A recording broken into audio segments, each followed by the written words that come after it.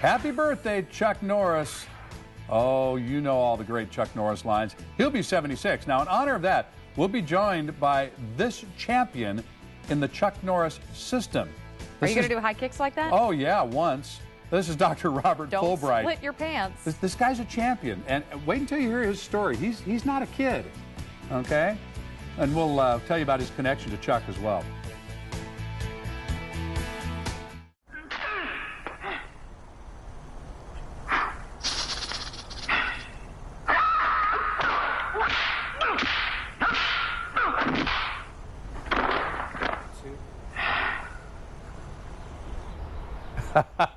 Chuck Norris taking down Bruce Lee, really? Wow, Way of the Dragon. Isn't that awesome? All right, well, and Chuck Norris's tears cure cancer, too. And you've heard all the great lines. We absolutely love Chuck Norris, and so does our next guest. In honor of Chuck Norris's 76th birthday, if you can believe that, which is today, Dr. Robert Fulbright is here. You are a two-time champion in the style that has been that was pioneered by Chuck Norris. Tell me the evolution of this, though. It was called the Chuck Norris system. Then it was called. It was originally Tang Sudo that he brought back from Korea, and then it was the Chuck Norris system, and then evolved into Chung Kuk Do, which means the universal way. And now on his 75th birthday, which was last year, we celebrated out in Las Vegas, he went back to the Chuck Norris system. Which now, why did he go back to that? I just think it's you know, his legacy, and okay, there you go. And people know right away if you say the Chuck Norris system, they go, oh yeah.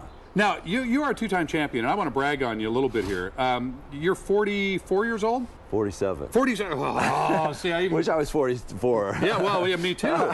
And that is not especially old for a human being or for a guy, but for somebody that practices full contact sports, that's pretty old. Well, you start feeling it in different places that you did when you were 20, that's for sure. The hips and the back and everything else. So you just got to be a little bit more strategic. You were able, though, to win 2 championships through guile and a little wisdom over the young exuberance. There's something to be said for that. And it's almost what you can see it in a Chuck Norris.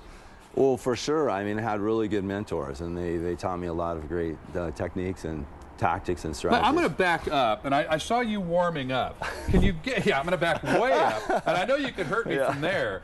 But if I was just to come at you right now and rush you, what's your first instinct? It's a palm strike. Palm strike straight to the face. Sure. If I'm coming at you low, what's your first instinct?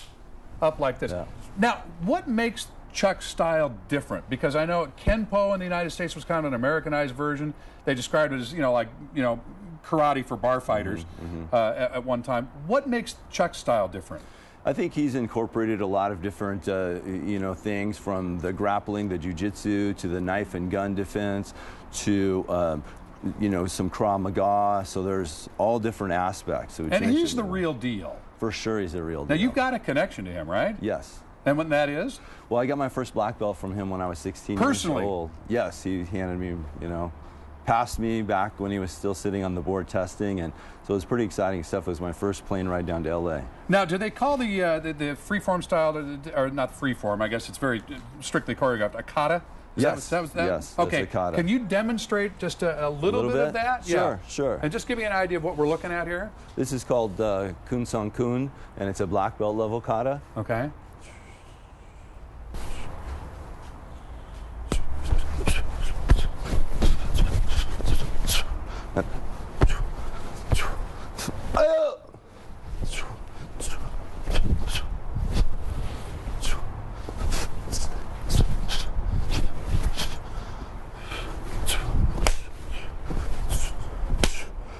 And then it goes on from Absolutely there. Awesome.